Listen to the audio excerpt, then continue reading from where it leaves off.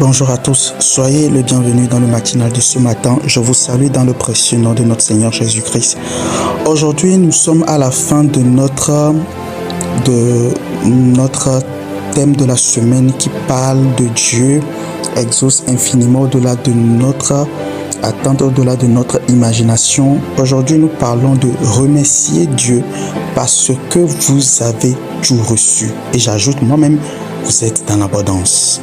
Nous sommes dans Psaume 103, à partir du verset 1. Mais avant cela, laissez-moi vous parler d'un autre verset, Malachie 3, le verset 10, qui dit amenez la dîme dans la maison de l'Éternel pour qu'il y ait de la nourriture et vous verrez si, mettez-moi de la sorte à l'épreuve, vous verrez si je n'ouvre pas pour vous les écluses des cieux et que je répande la bénédiction en abondance. Dans d'autres versets, il dit et je vous bénirai jusqu'à ce que, dans d'autres versions, je vous bénirai jusqu'à ce qu'il n'y ait plus de place pour stocker la bénédiction, pour stocker les richesses.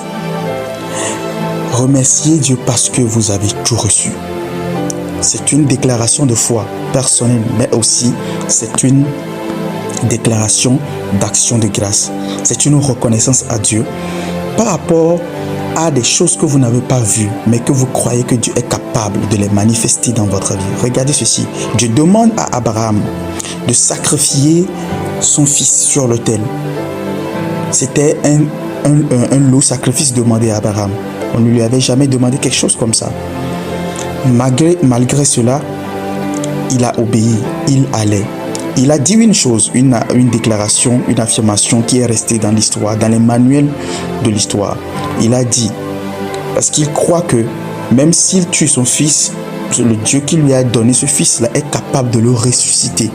Vous imaginez quelle foi?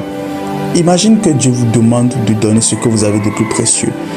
Et vous dites, même si je donne, je crois que Dieu est capable de me le rendre en retour, bien de me rendre au centuple. Et c'est ce que Dieu a fait. Dans sa providence divine, il a pourvu à l'agneau pour le sacrifice et Isaac a été sauvé. De la même manière, j'aimerais que toi et moi, nous soyons reconnaissants envers Dieu ce matin au travers du psaume 103.